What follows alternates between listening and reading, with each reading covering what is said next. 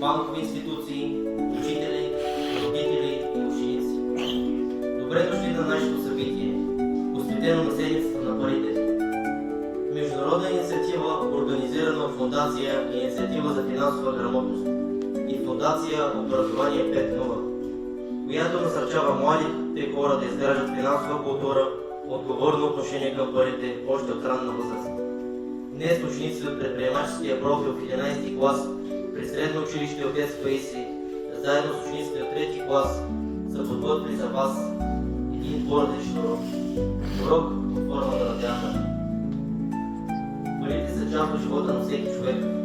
С тях плащаме сметки, спестяваме за бъдещето, откриваме банкови сметки, плащаме данъци, внасяме за пенсии и за страховки, за храна и забавление, за дрехи и още и още.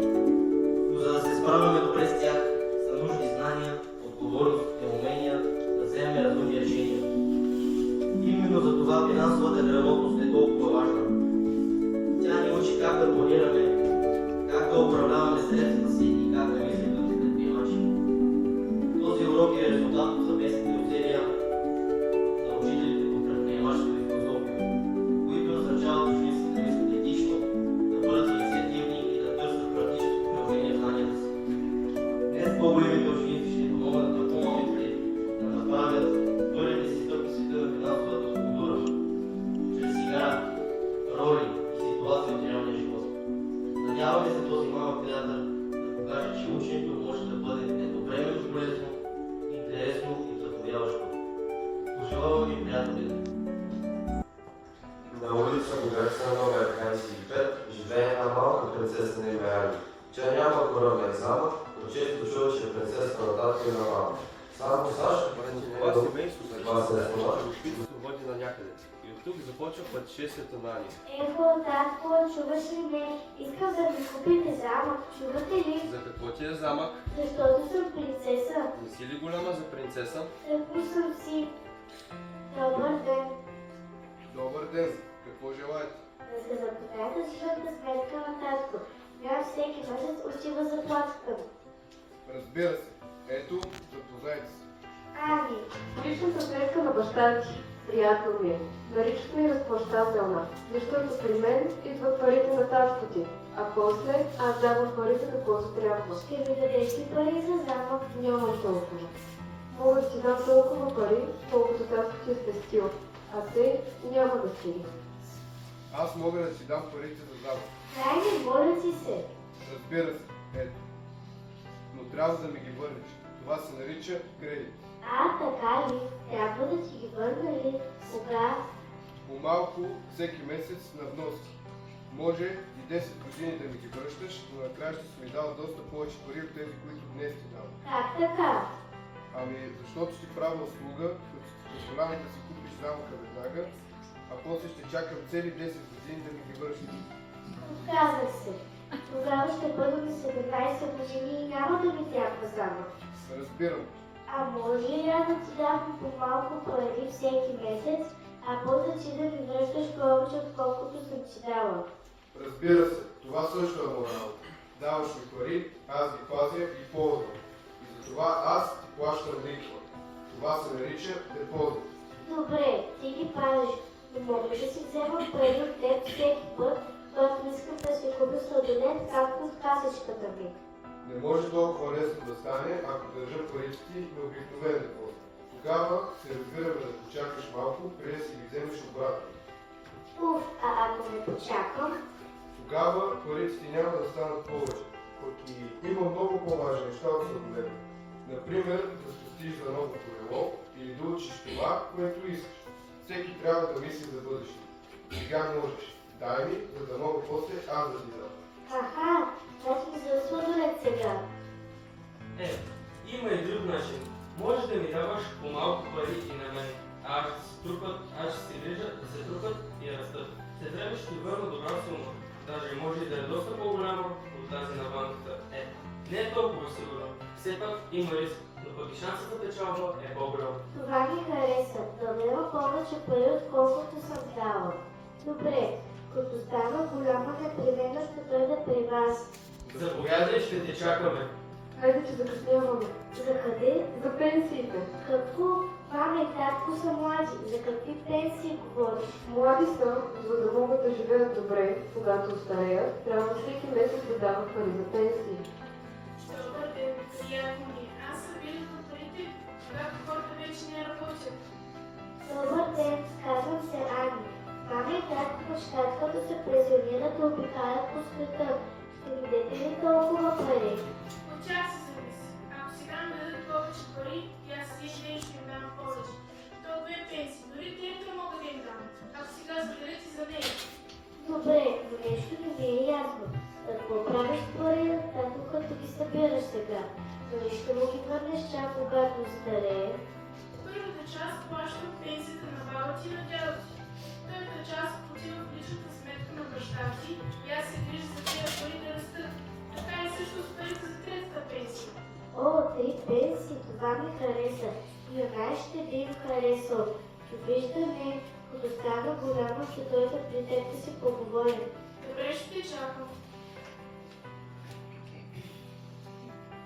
Да побързаме, че данъците и осигуровките ни чакат. Данъци, осигуровки, това не ми звучи добре. Може да не ходи. Не може. Те са задължителни. И ако не ги платим, татко ти може да има големи проблеми. Кой говори такова за мен? Кой плаши децата с мен? Аз не съм в училище. Аз правя само добри. Извинявай, не знаем, а какви добрини правиш? Построих новата детска градина. Нали много се хвалеше, че си най-хубавата градина. Че имаш най-хубавата детска площадка в двора. Да, аз го направих. О, благодаря ти, не знаем. А кой ви попита, че не е в училище? И го прави копка. Пак аз. Благодаря, не знаем. А кой ви прави лист? Да можеш да караш роля или пенсия, разбираш коне. Благодаря, не знаем. Аз дам пари за пътища, за болница, за училище, за наука, за изкуство, за толкова много неща. А за мен забравихте ли? Говорите ли си, ако се разболете или останете без работа? А кой помогна, когато се роди и мама остана вкъщи, за да се грижи по теб? О, разбирам, и двамата сте много важни. Трябва да се запознахме.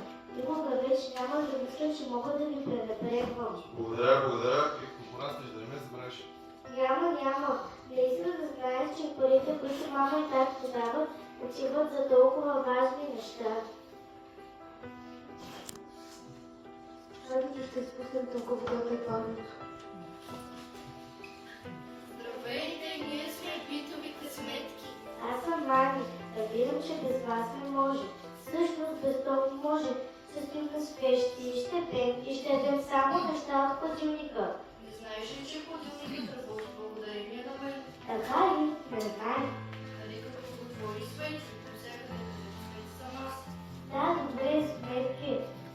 Дай пари на тока, а за платното, защо вземаш когато е лято? Защото ако ни плащате само през зимата, ще трябва голяма част от заплатата на баща ти да идва при мен.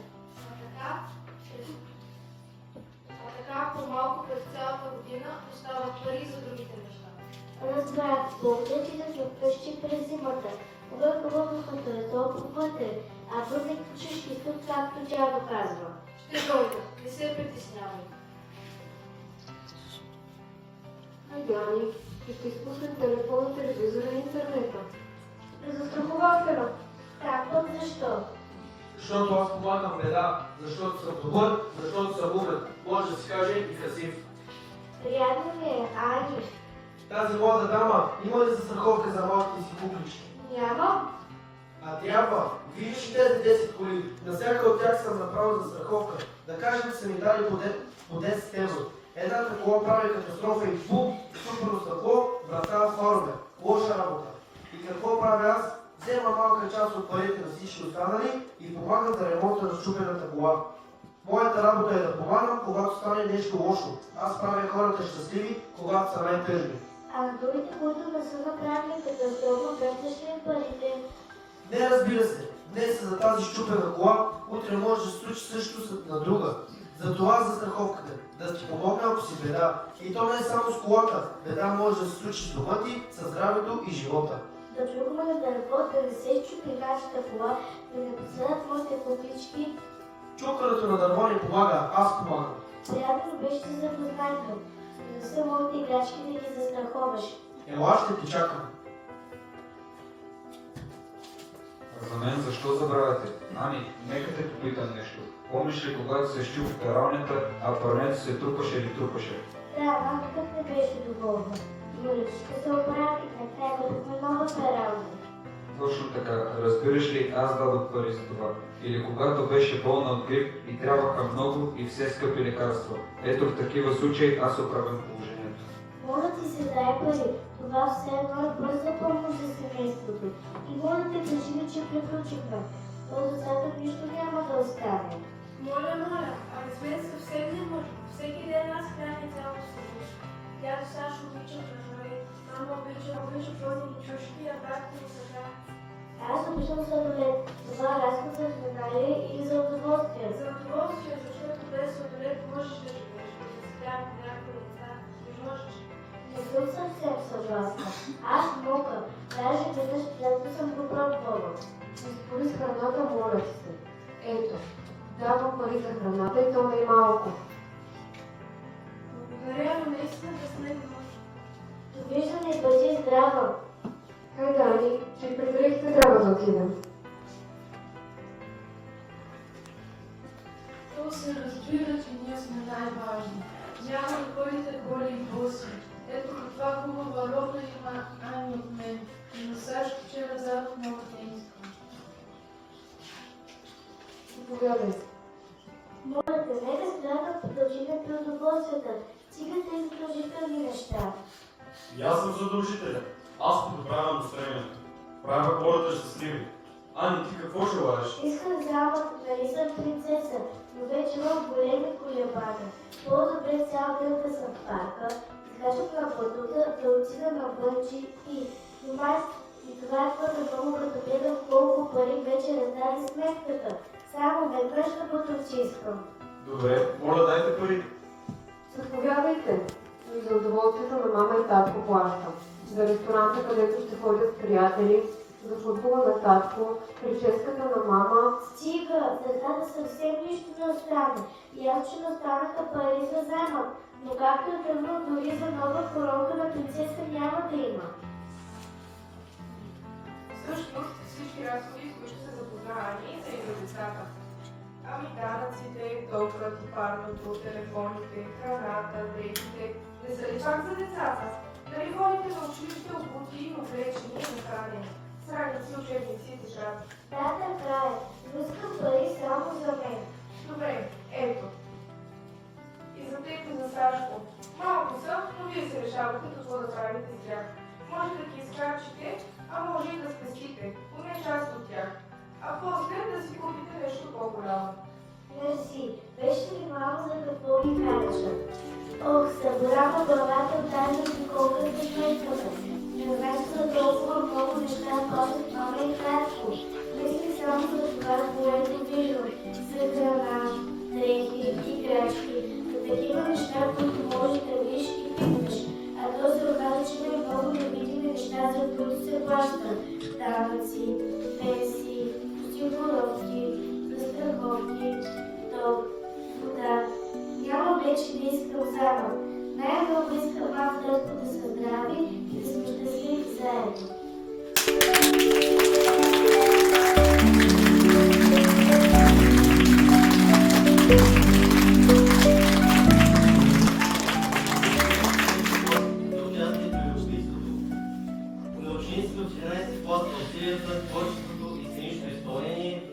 както и на учителите по предприемачество госпожа Христова и госпожа Ангела. Някои от нас платим за вдъхновението. Нека помним, че знанията за парите са знания за живота. Те не са просто сметки и числа. Те са начин на мислене, отговорност и отношение към света. В този смисъл финансовата грамотност е своеобразна философия. Философия за разумния избор, за планирането и за бъдещето, което сами изграждаме. И колкото по-рано започнем да разбираме тази философия, толкова по-уверено ще можем да градим своя път напред. Благодарим ви, че бяхте наши гости.